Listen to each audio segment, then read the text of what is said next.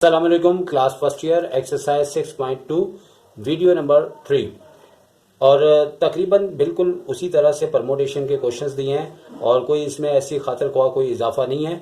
तो सबसे पहले हम इस तरह से बात करेंगे कि यहाँ पे पार्ट 1, पार्ट 2, पार्ट 3 तीनों एक जैसे हैं और मेरे चैनल का मकसद ये है कि एक सीखो बाकी खुद करो। तो लिहाजा कहने का मतलब है कि हमारे पास अगर हम पहला क्वेश्चन या दूसरा या तीसरा कोई भी ले लें, इसमें सबका तरीकाकार एक जैसा है। अब जैसे नंबर 1 अगर हम ले रहे हैं तो एक से आपका नंबर 1 से तीनों 1, 2, 3 कवर हो जाएंगे। क्वेश्चन है हमारा 20, पी से मुराद परमोटेशन और यहाँ पे 3 लिखा हुआ है और इसकी वैल्यू पूछने का कहा गया है। ये नोट कर लें कि ये पॉइंट आपका जो है वो MCQs में आया हुआ है। अब आप कह रहे होंगे इस साल नई बुक है, लेकिन नई बुक है, कोई इशू नहीं है, बातें वही पुरानी है, कुछ चीज़ें कुछ चैप्टर्स नए हैं, अलबत्ता ये सब कुछ पुराना है। क्वेश्चन में वैल्यूज डिफरेंट की है, कुछ क्वेश्चंस कम किए हैं, कुछ क्वेश्चंस का इजाफा किया है। तो यहाँ पे अमूमन इस तरह का MCQs उनका आता है और अगर हम कैलकुलेटर करें तो फ़ौरन ही आंसर दे देगा। लेकिन यहाँ पे हमारे पास फार्मूला आपको आना चाहिए, क्योंकि अक्सर MCQs में फार्मूला भी पूछा जाता है।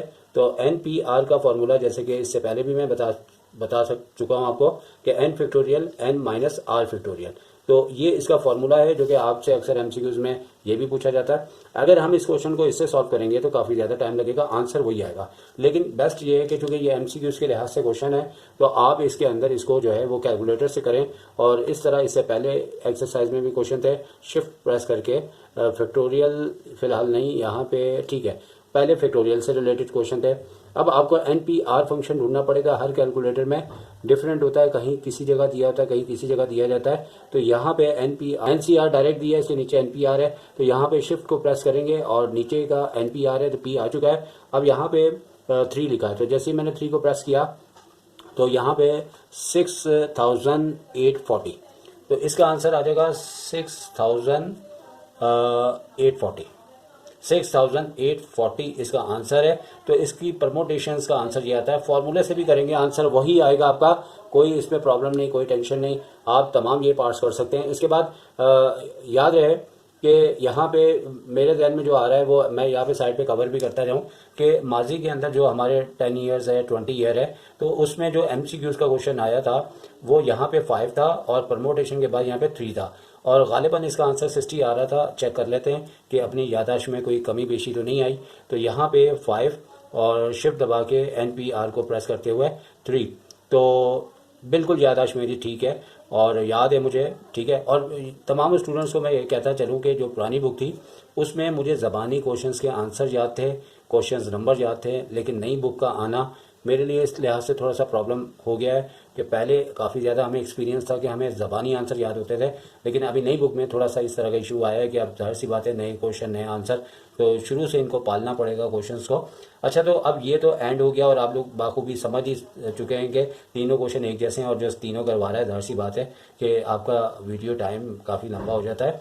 तो अब यहाँ से नंबर 4 और 5 ये भी MCQs के पॉइंट है। तो अगर मैं यहाँ पे यूँ कह दूँ कि MCQ, तो ये बहुत प्यारा हो जाएगा क्योंकि ये सारे क्वेश्चन MCQs के लिहाज से। अब इन दोनों की बात एक जैसी है, तो ये जो बड़ा वाला है क्वेश्चन इसकी बात कर लेंगे और जो बड़े वाले की बात करेंगे तो छोटा वाला तो यकीनन इससे कवर हो जाएगा। लेकिन याद रहे कि 6.2 जैसे ही आगे बढ़ेगी इसका काम आएगा और फिर यही हवाला दिया जाएगा कि इसको कैसे सॉल्व करेंगे। तो परमोटेशंस की जो है वो बहुत सारी टाइप्स हैं और उन टाइप में से एक टाइप ये भी है कि याद रखें अगर इस तरह से आपको दिया गया है तो आपने 9 फैक्टोरियल लिख देना है और याद रहे कि नीचे जो है वो 2 नंबर भी हो सकते हैं, 3 भी हो सकते हैं, ऐसे ज़्यादा भी हो सकते हैं। लेकिन जितने भी नंबर होंगे, जैसे 2 है तो 2 factorial multiply 3 factorial multiply 4 factorial, इस तरह से करके अब जाहिर सी बात है हमें कैलकुलेटर की बदौलत करना पड़ेगा। तो यहाँ पे क्या चीज़ है, किस तरह का क्वेश्चन है, वो तो आप आगे वाले क्वेश्चंस करेंगे तो आपको क्लियर होगा। अब जैसे 9 है, अब फैक्टोरियल है, परमोटेशन नहीं यूज़ कर रहे, तो हमने इसका फैक्टोरियल लगाते हुए इसका आंसर जो कि काफ़ी ज़्यादा बड़ा होता है, और यहाँ पहले हम लिख लेते हैं इसको कि क्या वैल्यू आ रही है 362,880।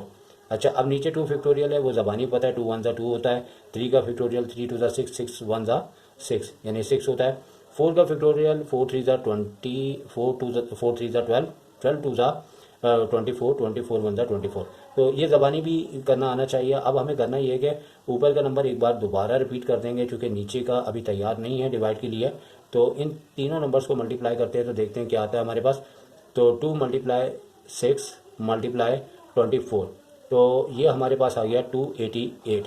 अब हमें कैलकुलेटर से करना यह है कि 36288 डिवाइडेड बाय 288।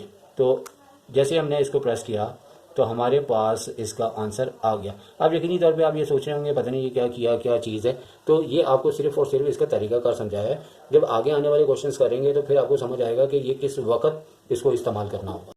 तो 6.2 का क्वेश्चन नंबर 2, और यहाँ पे भी मैं आपको बताता चलूँ कि नंबर 1, नंबर 2, नंबर 3, नंबर 1 और नंबर 2 तो बिल्कुल एक जैसे हैं, और नंबर 3 और नंबर 4 एक जैसे हैं। तो एक एक क्वेश्चन इसमें से आपको एक्सप्लेन कर देते हैं ताकि, और ये याद रहे कि ये as a short question wise important है। और पहला क्वेश्चन और दूसरा एक जैसा है। तो इसमें अगर हम फर्स्ट वाला करते हैं, फर्स्ट पार्ट इसका करते हैं, तो यहाँ पे NP और नीचे 2 दिया हुआ है और 30 दिया हुआ है।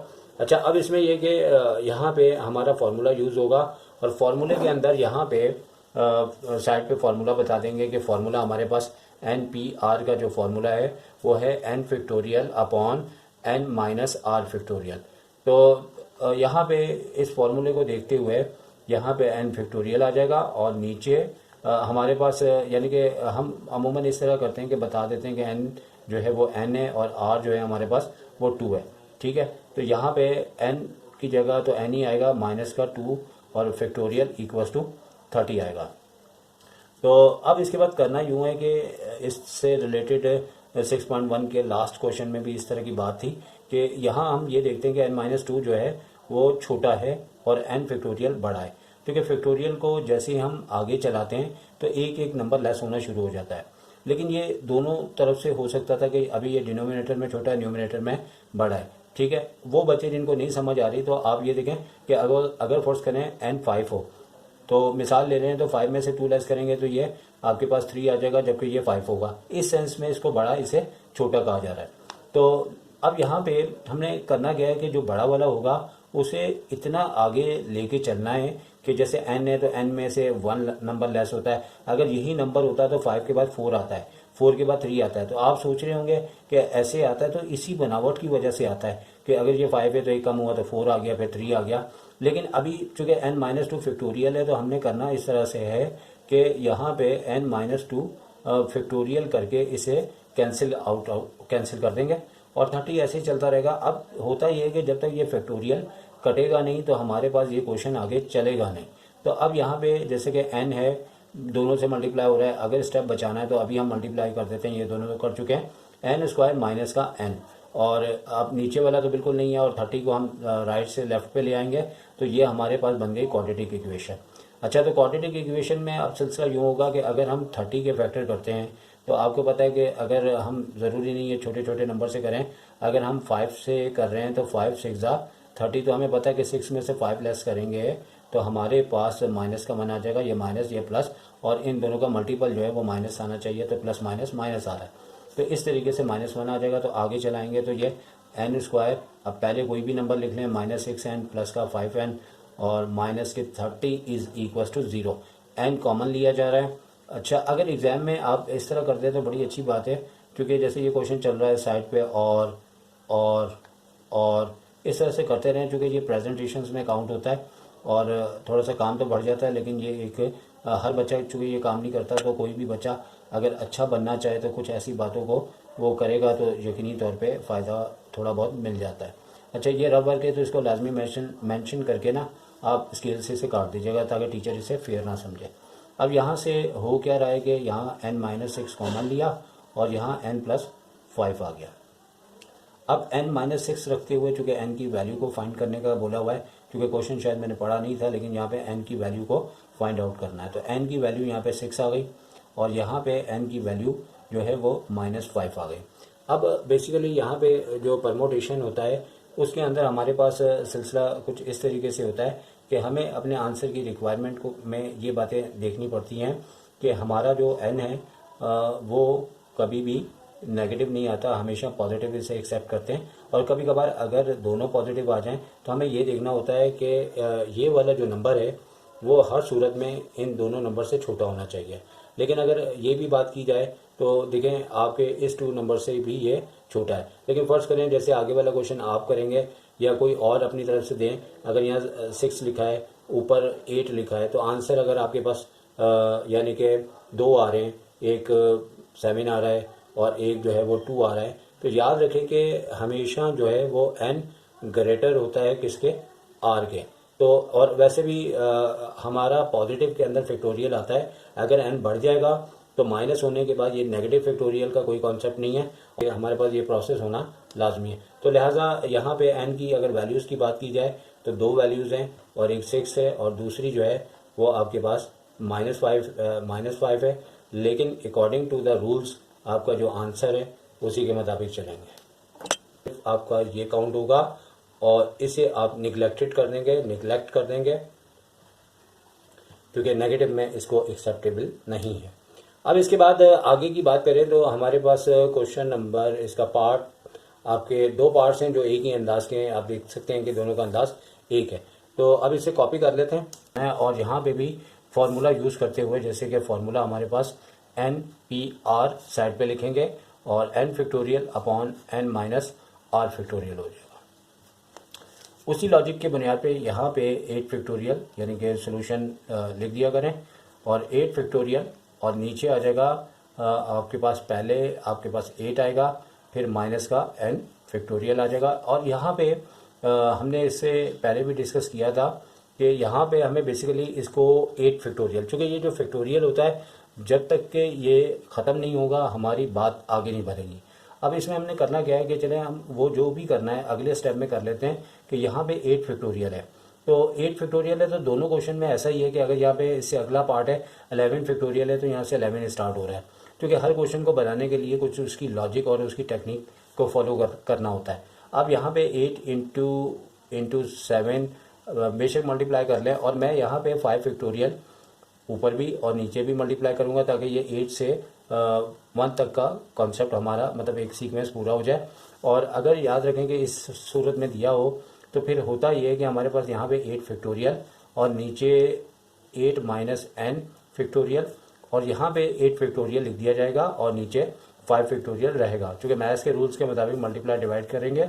और याद रखें कि दोनों न्यूमिनेटर कट जाते हैं अगर दोनों साइड पे एलसीएम लेने की ज़रूरत ना हो।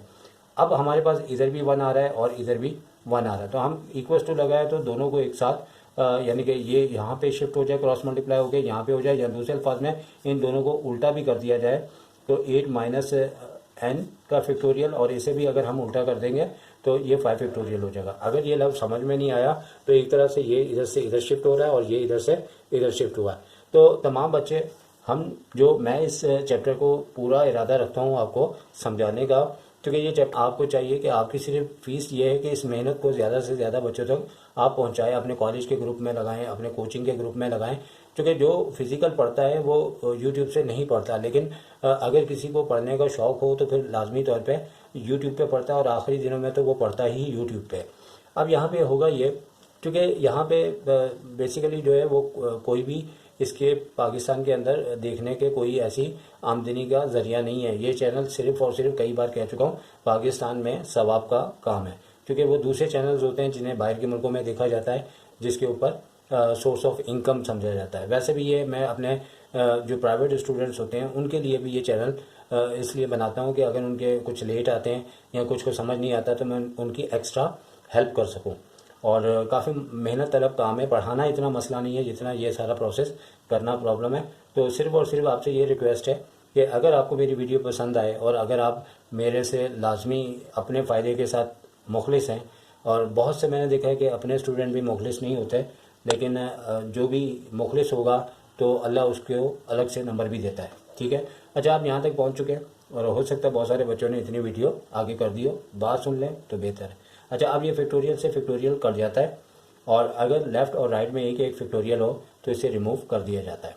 अच्छा, अब 8 माइनस का n आया, फैक्टोरियल के बाद एक दफ़ा रस्मी तौर पे लिख देंगे। अब 8 के पास ये -5 बन के आ जाएगा और ये प्लस का 9 बन के आ जाएगा, तो और डाल के उधर का इधर विदाउट साइन और यहाँ पे 3, तो यहाँ पे इसका वैल्यू जो है वो 3 बन रही है। और याद रखें कि n इस वक्त जो है वो r की पोजीशन पे है। तो ये भी मैं आपको क्लियर करता चलूँ, जो कि सिर्फ मकसद ये नहीं है कि आंसर बता दिया जाए, थोड़े से क्वेश्चन दिए हैं लेकिन आपको एक हाई फाई नॉलेज भी दिया जाए जैसे कि पहले भी मैंने कहा था कि जो है वो बेसिकली यहाँ जो 8 लिखा है यहाँ n होता है और यहाँ r की जगह n लिखा है, लेकिन हमेशा n जो है वो ग्रेटर होता है r के। अब जैसे यहाँ पे 8 है तो यहाँ 3 आ रहा है तो ये आंसर सही समझा जाएगा। लेकिन कभी ऐसा हो जाए कि ये जो है वो 8 से बड़ा होगा तो इस सूरत में फिर इस आंसर को भी एक्सेप्ट नहीं किया जाएगा। तो ये आपके पास आंसर हो गया और ये शॉर्ट में आ सकता है, यानी कि n का आंसर 3। इस क्वेश्चन को हम तेज़ो तेज़ करते हैं।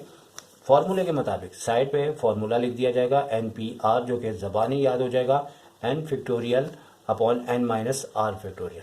वैल्यू हमें n की पता करनी है, तो यहाँ पे n+2 फैक्टोरियल, ठीक है, और नीचे आ जाएगा ये आपका n है जो कि n+2 है, और r की जगह हमारे पास जो है वो 4 आ रहा है तो यहाँ पे माइनस का 4 आ जाएगा और बाद में फैक्टोरियल लिखा जाएगा। यहाँ पे रेशो दिया है, यही काम इधर होना है n+1 फैक्टोरियल और नीचे हो जाएगा n+1 -3 फैक्टोरियल और यहाँ पे 5:1। तो n हमें फाइंड आउट करना है। अब देखो यहाँ पे होना यह है कि इन दोनों में से देखना है कि कौन सा जो है वो बड़ा है।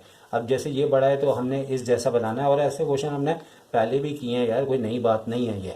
तो n+2 है तो यहाँ पे n+1, चूँकि एक नंबर इसमें गलती हो चुकी, n+2 है तो हमें यहाँ पे जो है वो बल्कि सही हो रहा था, ठीक है। देखिए थोड़ा सा इश्यूज हो जाता है कि चूँकि हमने 1 लेस करना है, ठीक है, ओके, तो लेस हो गए तो n+1 ही आएगा ना, तो ठीक तो कर रहे थे।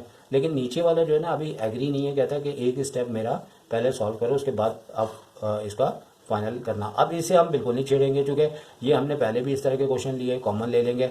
और नीचे जो है वो बन रहा है n-2 फैक्टोरियल, ये तो बहुत ही ईजी क्वेश्चन हो गया। अब इसमें ये करना कि ये जैसे रेशो है ये बेसिकली डिवाइड को रिप्रेजेंट करता है। अगर इस जगह मैं डिवाइड लिख दूं तो कैसा लगेगा आपको, ठीक है, ताकि अगले स्टेप में मैंने इसको मल्टीप्लाई करके इसको उल्टा कर दूंगा। तो यहाँ पे n+2 और n+1 फैक्टोरियल, और ये तो बिल्कुल ऐसे ही रहेगा n-2 फैक्टोरियल, और यहाँ पे मल्टीप्लाई और n-2 फैक्टोरियल ऊपर हो गया और नीचे आ गया n+1 फैक्टोरियल। ये जो फैक्टोरियल वाले होते हैं ना इन्हें हमें ख़त्म करना होता है, तो ख़त्म हो जाएगा। ये इससे कट गया, ये इससे कट गया, भाई जान ही ख़त्म हो गई।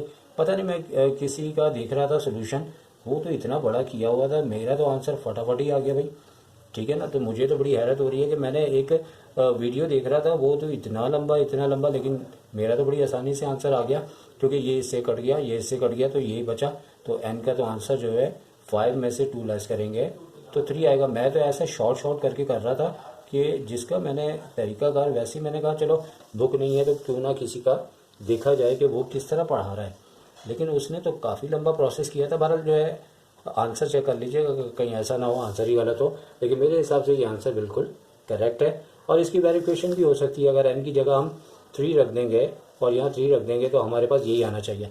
करके देखते हैं वैसे इसकी वेरिफिकेशन, लेकिन इसमें करनी नहीं होती, ना ही इसमें बोला जाता है। लेकिन अगर मैं n की वैल्यू यहाँ पे रख दूँ 3+2 और यहाँ पे 4 है तो टोटल नंबर ही बन जाएंगे। फिर यहाँ पे भी 3+1 और नीचे 3 है, तो यहाँ पे 5:1 आना चाहिए। अब यहाँ पे 5 परमोटेशन 4 और यहाँ पे 4 परमोटेशन 3, तो 5:1, तो यहाँ पे तो 5 फैक्टोरियल आ जाएगा। यहाँ पे 5 में से 4 लेस किया तो ये आ गया, और यहाँ पे 4 फैक्टोरियल आ गया, और यहाँ पे 4 में से 3 लेस करेंगे और 5:1 आना चाहिए। अब यहाँ 5 फैक्टोरियल है तो जैसे यहाँ पे ये प्रोसेस है वही काम कि एक नंबर हम आगे लेके चलेंगे, और यहाँ पे 1 फैक्टोरियल है, 1 फैक्टोरियल का आंसर 1 फैक्टोरियल ही होता है। अब इसको हम डिवाइड में कन्वर्ट कर देते हैं, ये 4 फैक्टोरियल है, टेक्निक तो वही है, 1 फैक्टोरियल है।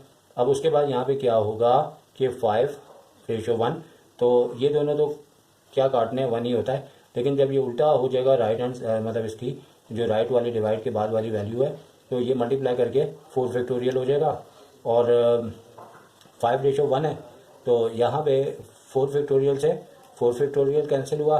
अब यहाँ पे 5 फिर दोबारा से हम रेशो लगा देंगे, और यहाँ पे भी 5:1 है। इस तरीके से हमारा ये आंसर कंप्लीट हो गया, और हमने इसकी वेरिफिकेशन भी कर ली। और कहा नहीं जाता अगर आपकी स्पीड अच्छी है तो आप भी वेरिफिकेशन कर सकते हैं। इसी के साथ इजाज़त चाहूँगा, अल्लाह हाफ़िज़।